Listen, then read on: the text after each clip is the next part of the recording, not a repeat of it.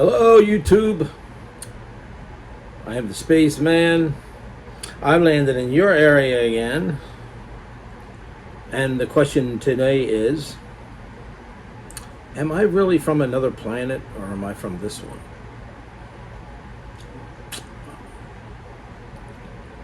Answers will be taken at the end of the video and prizes will be awarded. Can't award prizes because nobody knows the answer to that question, not even me. Okay, so we all know why I call myself the Spaceman, right? Yeah, right. I never fit in. That dude's from another planet. Yeah, maybe I am from another planet, but I love the things that are on this planet, like this tobacco here, Redburn.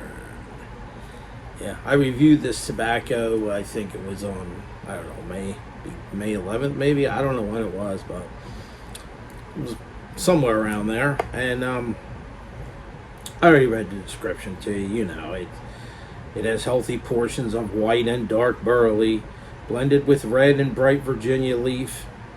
Redburn then incorporates a touch of spicy, dark-fired Kentucky, topping it with the flavors of dark rum, molasses, and pressing it into an old-fashioned crumble cake. So the last part of that is what the video is about. This topping that's on this tobacco, the molasses and rum. I seriously questioned whether I should smoke it in my Sherlock Holmes, which is really, I really dedicated this to English blends. But will it actually, will the molasses and rum actually ghost this pipe? There's not too much, the way I taste the flavor in it, it's not too much rum and molasses. I taste the rum on retrohale.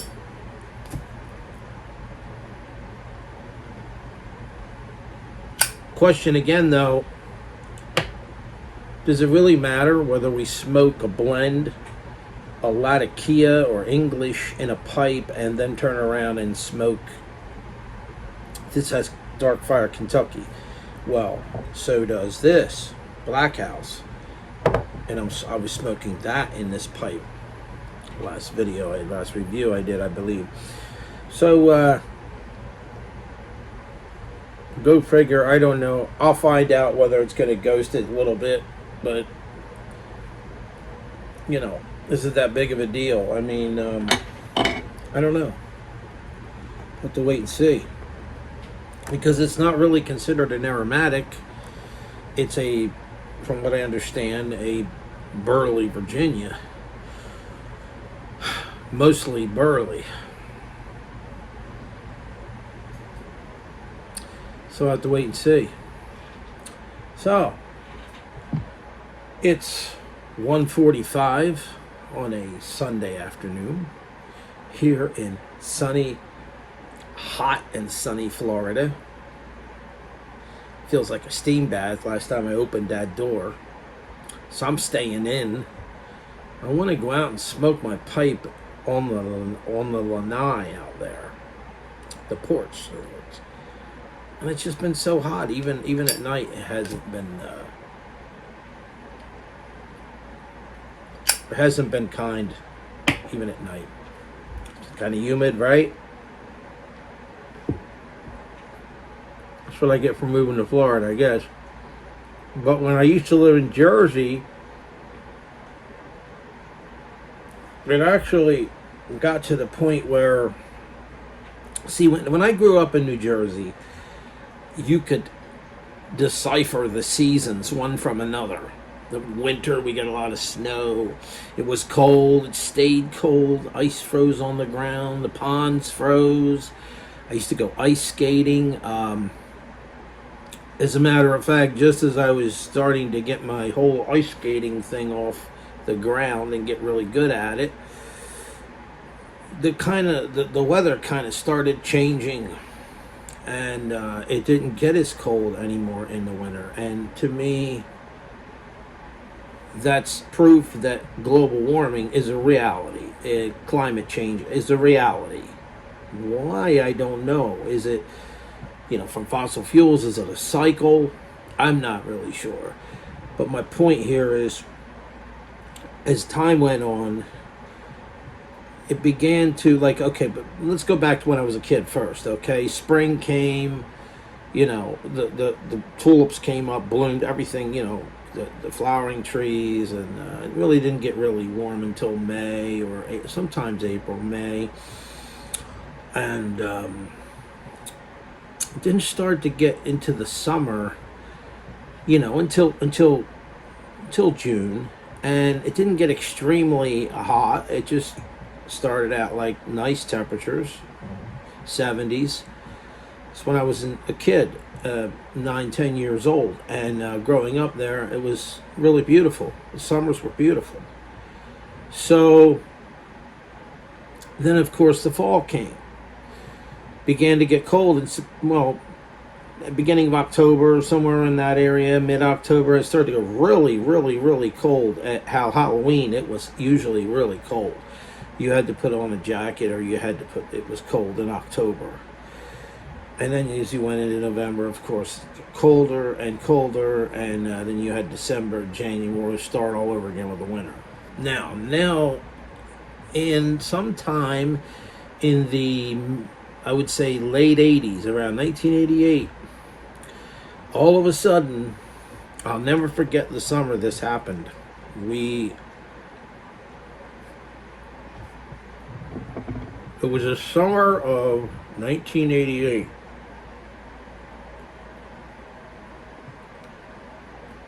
And we got this extremely hot heat like you never felt before. I mean, I couldn't even go up in my attic at my house. That's how hot, brutally hot it was. It was just that it took your breath away. Just like the heat you get down here in Florida during the summer. And I'm like, I remember asking my mom and my dad, what is it with this? She even mentioned it to me before I even had a chance to say it. What is up with this heat?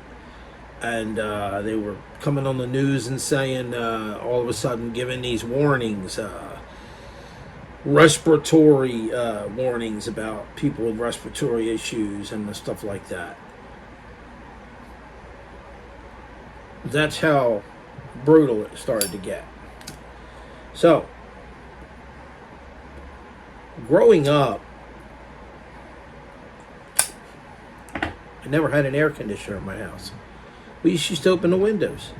In fact, I never had an air conditioner until the early 90s. Of course, I ended up, buying that house where I lived, and me and my wife lived there. And I remember my wife saying, we need to get an air conditioner. This was in the early 90s. I'm saying, you're not kidding. I was just used to it. I just never had one. And it got to the point where you had to have an air conditioner. And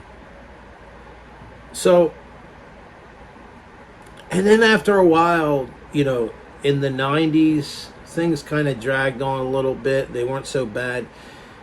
And then all of a sudden in the early 2000s, it just got to the point where there were only like 2 seasons left. There was only 2 seasons a year. It would go from brutally cold, very cold in April, not brutal, pretty cold, because I would try to take my walks and it was really cold. And then all of a sudden you'd get like 1 month, May, and then all of a sudden it was brutally hot all the way through September, October. Sometimes in September it would get nice for a while, but October it wasn't, something was wrong. I remember Thanksgiving days, I remember Christmas days. Now, those days happened years ago where it was warm in the 70s, but more so, later on, where I remember Thanksgiving and Christmas days where it was, you go outside, excuse me, tobacco bits again, and the leaves were in full color. The leaves were on the ground, and it was like it was hot. It was humid. It was hot. I'm like, well, what's going on with this weather? So that's how it was when I last lived there. It would just go from cold to hot, and it would stay hot, and then it would go right back to cold again at the end of the, like in October, November, actually November. And it was not till November or December. All winter, just cold all winter, and I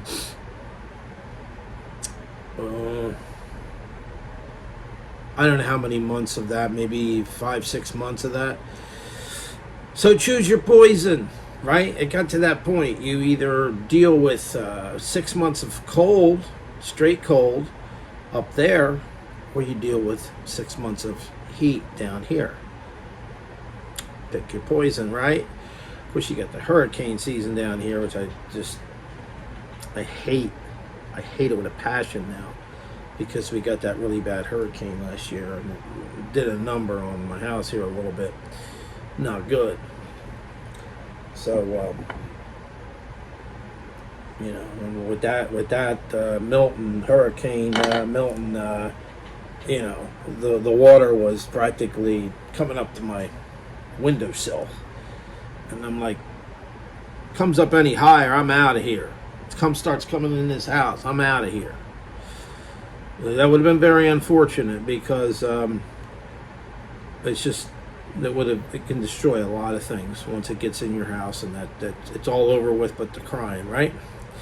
So that's an issue here. That's an issue. We usually don't get the bad hurricanes here where I live in Central Florida, but it happens. Every time I do a video, this thing's in the way. That's my tobacco tray. Anyway,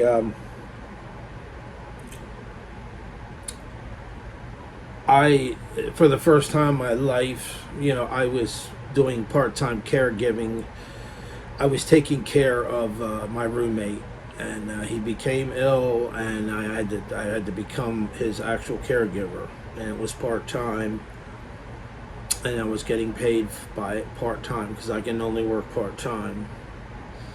Being on Social Security, I can only work part-time, so I had to notify them and everything like that, and yeah, you can work so many hours, you're allowed to work such and such hours.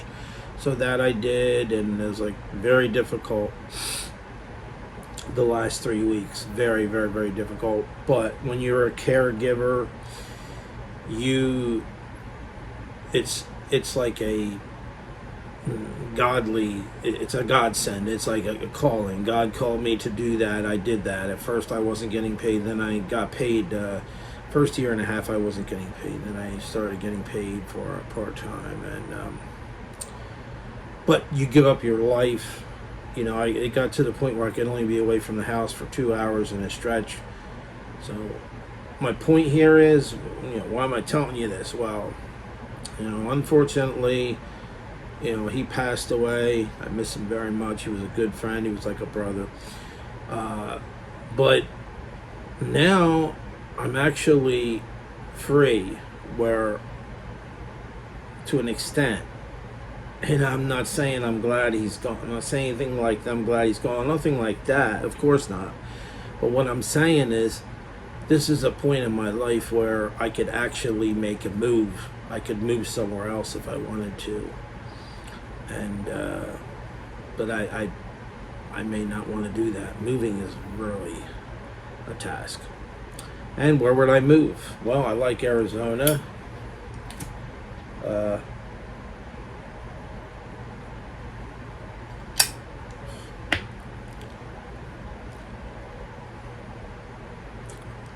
Out west, maybe? I don't know.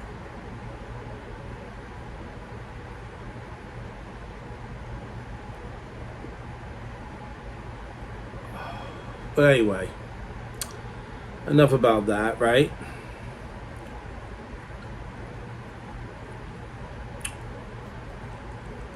So, man, what is it with this? I still got tobacco bits in my mouth from when I packed my pipe and I tested the draw I guess I should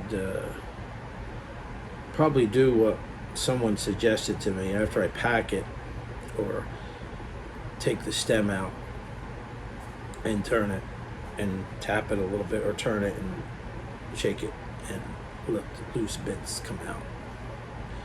Problem is, if you pack your pipe, if you smoke a bowl and then you repack, as soon as you're done smoking it, you're not supposed to move this stem if the pipe is hot. So that one goes out the window real fast, right?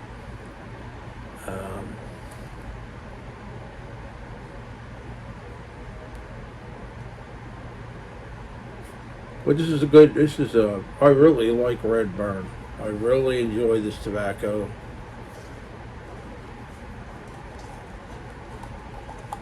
I know I already reviewed it once. I didn't know it was actually going to become a favorite of mine. Of course, it's aged. I talked about that before. It's from 2019, so it's 6 years old. I've chumped off a lot of this crumble cake at this point. Look at this beautiful white and dark burleys. White and dark burleys, Virginia, bright and red Virginia, dark fired Kentucky. Nice. And I still haven't jarred it up. When I opened this tin on May 11th, it seems to be doing well, but I think I should jar it up soon unless I smoke through the whole damn thing. It just has Perica now. I don't think it has. It's spicy because of the Dark Fire Kentucky. It's not a. I don't think it's not a vapor, or is it? No. No. It's not a vapor. But it's such a good tobacco. Very good. So I'm going to find out if it's going to actually ghost this pipe. I doubt it. I just don't see that happening. I don't have much of a problem with a pipe if I smoke an English blend and then I turn around and smoke a Virginia, a vapor, or anything in that same pipe. I really don't get the Latakia ghosting. However, years ago, I had a pipe that I only smoked primarily vanillas in. It was an aromatic pipe, and for 10 years, no, more than 10 years, like 20 years, that's all I smoked in it. So when I came down here to Florida, I tried Sutliff Private Stock CD blend, or C&D blend, or whatever the hell it was called, CD blend, which has, I think, Orientals and Latakia and stuff like that in it, and it was, oh man, that was really good. You can't get it anymore. And it actually ghosted, because I went back and smoked the vanilla blend, and I could taste the Latakia. Actually, it was kind of cool. It was kind of interesting. I haven't had many problems with ghosting, except for this pipe here. I smoked, I think it's Cobblestone Mocha Coffee, or something like that. It's an aromatic. Man, that will ghost your pipe big time. It ghosted a cob, right? So if it'll ghost a cob, think of what it'll do to your briar. So I'll tell you what, if you smoke that Cobblestone Mocha Flake, I think it's called, it's a creamy coffee blend. It's great. It's great. It has like a raspberry kind of Danish kind of taste to it. Tastes like Danish and coffee, but not much tongue. It doesn't really have tongue bite either. But if you smoke that in your pipe, it's gonna ghost your pipe. I'm just warning you. So watch it for that one.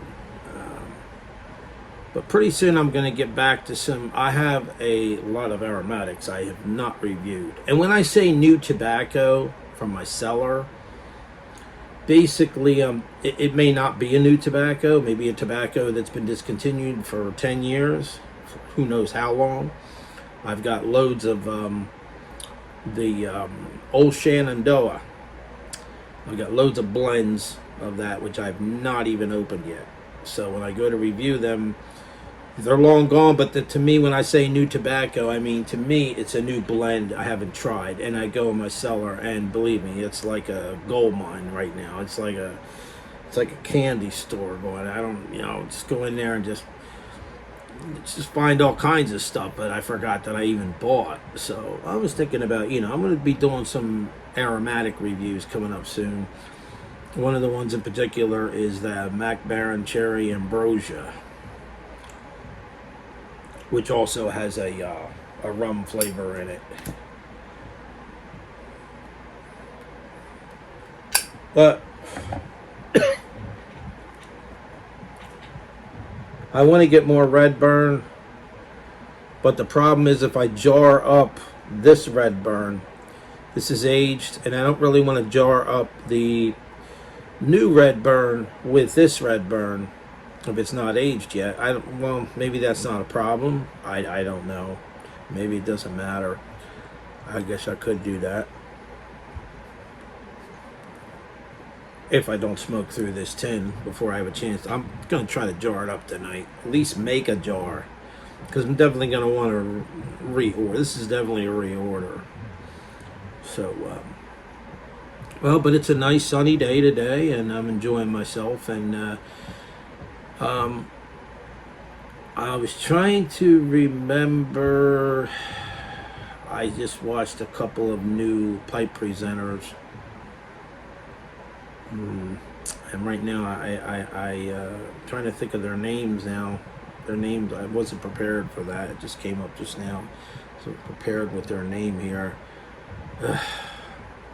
But next time I do a shout out video, I'll give them the shout outs. Anyway, I'd like to give a shout out to a favorite of mine. That is St. David Pipes. St. David's Pipes, I think it is. Yes. Well, he has really... he's an interesting person to listen to talk. He's real. He's down to earth. That's the way I like him. That's why I have my favorites. That's why I watch Simon, London Calling. Simon, he talks about real life. There's nothing wrong with getting into things that are going on in your life. I could do that. It's just that I don't like to talk about the issues I'm going through too much, because it kind of, I have to deal with it enough, every day. And if I talk about it, it's just gonna like bring me down to a degree. And I'm trying to stay positive, but I don't mind that. I don't mind anything that you guys talk about. You can talk about whatever you want. I just wish more of yous out there would do videos. I know it's maybe a lot of you are camera shy. I don't know, and it's very possible.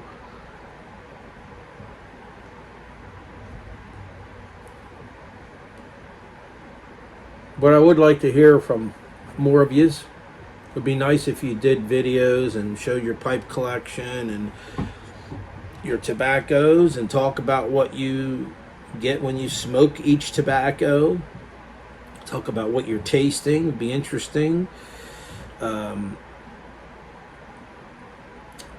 worry about how you come off. Don't worry about making mistakes. You can't worry about all that, because if you worry about all that, you may as well not even do videos. Just come on and just be yourself, really. That's what we are. That's what us pipe smokers are. There's a wide variety of us out there that have varying and different tastes and different hobbies that we have on the side. Like I got my other hobbies, CD collecting. I'm into music. I've been into music all my life, since I was a kid. That's a whole nother story for another video. And I'm into model railroading, and I got my cats, and you know, these cars, like, you know, I collect these cars here, you know, that I think they're really cool. This is a 2002 Lexus.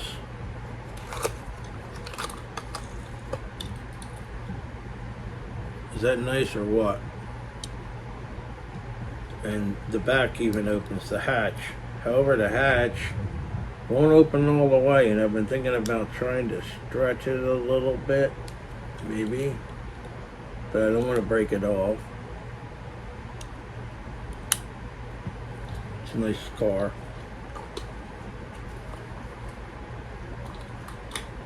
So yeah, I'll do another video. I'll show more of that. For those of you who are into that kind of thing. So, boy, this blend is really good. It just really is good, and it's great with a cup of coffee. This blend is definitely one of the best blends with a cup of coffee. Redburn, gotta try it. So I'm gonna head out and